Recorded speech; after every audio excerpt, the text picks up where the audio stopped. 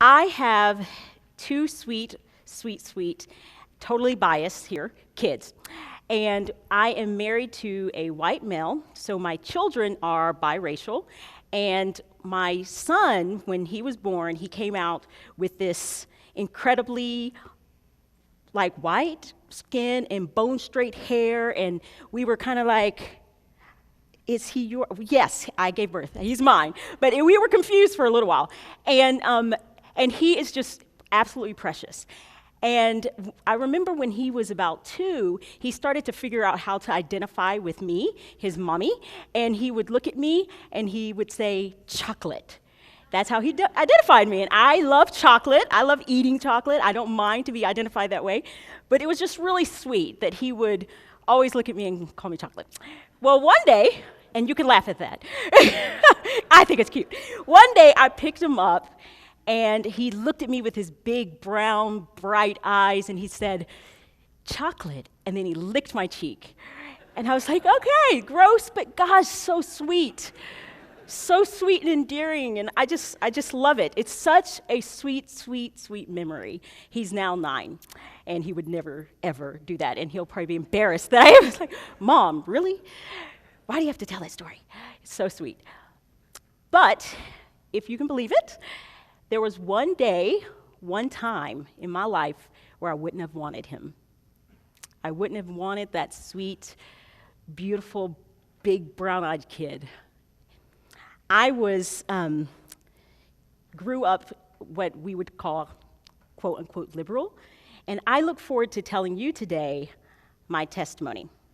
I would have been that kid, and you can stereotype whatever you think that kid is. I was studious, I was an athlete, I'm tiny, so think like track and field, not basketball. I was quick. I was in band, student government, I made good grades. I think I had the superlative Miss West High School, which doesn't mean anything now, but back then it was like, that's kind of cool. I was that girl. Most would have considered me a good girl, including myself. And this continued all throughout college. I was pursuing a degree in broadcasting, and then I changed it to political science. I had expectations of being a lobbyist or pro bono lawyer in Washington, D.C. Oprah would have been my role model in so many ways. You might laugh at the idea of ambition and pro bono, because I know what that means, but I was really ambitious, which actually takes me to my next point. I was also very left or liberal in my beliefs. I was what I'd like to call a holiday Christian, which I will explain later, but basically I just went to church on major holidays. I was pro-choice, and pro-choice no matter to what degree. I thought children were expendable. I thought children would get in the way of my dreams. These were my views back then, and I'll come back to them in a minute. But here is my salvation story. It was the summer of 1998. I was leading a private camp and awaiting the arrival of my assistant. She arrived with her blonde hair, ponytail, and big blue eyes, and she had this bubbly spirit. She was a few years younger than me, and I thought she was completely and totally immature, but what it was is she was just sweet and kind and innocent. Our first meeting would be God's way of changing the entire course of my life. She and I were polar opposites, besides the fact that we were black and white, which doesn't matter. I was in college and quite academic. She had decided to leave college early to do campus ministry. Later, I would find out that she also came from a wealthier family, and I was poor or lower middle class. Most importantly, she was a Christian, and I was not. Growing up, as I mentioned, I only attended church on major holidays. When I did find a church, my junior year in high school, it didn't end so well. I ended up falling for an unbeliever, another guy, and decided, okay, deuce, I'm out. I wanted to be with this guy. But that wasn't the only reason. There were something wrong with the doctrine, so I knew that it was not a good place to be, but I couldn't figure out why. Nevertheless, I said goodbye to church and vowed I would never return. I didn't want anything to do with organized religion. I thought everyone was weird, and I was scared, had no desire. So not only was I left-leaning at the beginning of college, I would have been anti-church. I would never tell anyone what they had to do or where they needed to go, but I just thought Christians were a little dumb and unthinking. That's what I thought. But God had a different plan, and which is remarkable that I'm standing here right now. So here, I found myself with this girl in this private camp, and I remember it like it was yesterday. She pulled out her Bible, and she was just, I looked over, and I said to her, "What are you doing?" Like, totally defensive. I did not want to be preached to. And she said, "Having a quiet time." She was like totally innocent. By the end of the night, we're both weeping on the bed. I'm confessing sin. She's sharing the gospel with me, and because God is awesome. But I was 19 at the time. I was dating this guy. I didn't want to give up, and it took literally about several years, a few years, before I became a Christian. It was in 2000, after a broken engagement and the humiliation over my sin, that I came to her church and I stayed. I remember it like it was yesterday. It was a Sunday morning, and I hadn't been back to this church in possibly a year. While singing the worship song, Rock of Ages, the Lord began to soften my heart and revealed to me his grace. After the meeting, some friends prayed for me. I recall reading Ephesians 2:8-9. "For by grace you have been saved through faith, and this is not your own doing. It is the gift of God, not a result of works, so that no one may boast." No one. And that was amazing to me. I'd never heard that it was free. I never knew that. And so this was the best news that I could ever hear. And grace, guys, transforms. It transformed me. It's funny to think back on the things you said and believed at one point in your life and how sure of myself I was. I remember a conversation I had with a friend before I became a Christian. I was studying abroad, free, and or at least I thought, young and free, I'm abroad. But I was self-assured, arrogant, confident, and I thought I was right. I thought I was right in everything.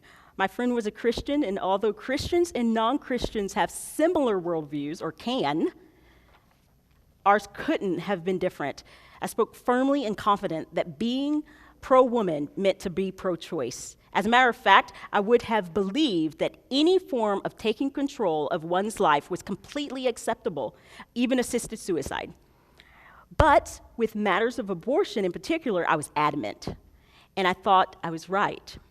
I grew up believing strongly that every person should have equal rights, person meaning those who are living, walking what I thought were living, if you understand what I'm saying. If you were to label me back then, I guess you could have labeled me a feminist, pro-choice or politically liberal. Like much of America, I believed that a woman had a right to determine what was best for her body. And I wholeheartedly believed this was what was best. No one, I thought, should take control of the outcome of any unwanted pregnancy except for the mother. The male partner didn't even have rights, in my view, before I became a Christian, but God. Something radical happened to all my perceived notions of rights when God captured my heart with his gospel. Nothing was the same. As my heart began to be transformed, so was my worldview. As I opened his word, I discovered that God actually knits us into our mother's womb. God wasn't creating specimens. He was creating a human, a man or woman with incredible worth and made in his image. Later in life, so I'm now a Christian, I miscarried. And this drove home this point. I understand that I had real losses. These losses were real. I understood the reward that is children, a heritage from the Lord, the fruit of the womb. I understood the joy of a human being that was born.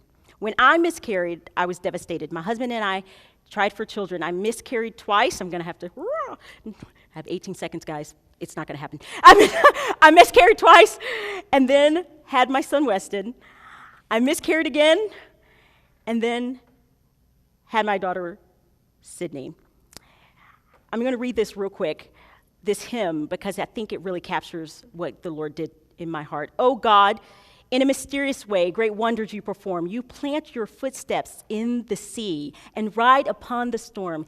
Deep in unfathomable minds of never-failing skill, you treasure up your bright designs and work your sovereign will. O fearful saints, fresh courage take. The clouds you so much dread are big with mercy and shall break in blessings on your head. Our unbelief is sure to err and scan your work in vain. You are your own interpreter, and you will make it plain. God does move in a mysterious way. I can't imagine not having my kids now.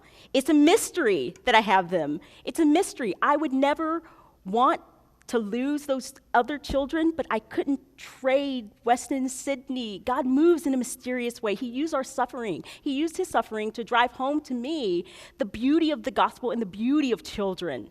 He did that. He did that because he's awesome and good and glorious. God moves in a mysterious way that he would take my dead, cold heart and breathe life and flesh and make me new. I'm a new creation. It's ridiculously radical to me to think of myself 15, 20 years ago and now. That is God. He does that. That's what he does. I don't have a strong desire to fight with the world or to fight with feminists or anyone. My desire is to proclaim Christ. He gave me new life, and I know that he can do that for anyone. Anyone listening, anyone out there, anyone you're reaching out to, he does it. He transforms hearts, he transforms mine, and he can transform ours. Last thing, Philippians 3:8. I count everything as lost because of the surpassing worth of knowing Christ Jesus, my Lord. Thank you.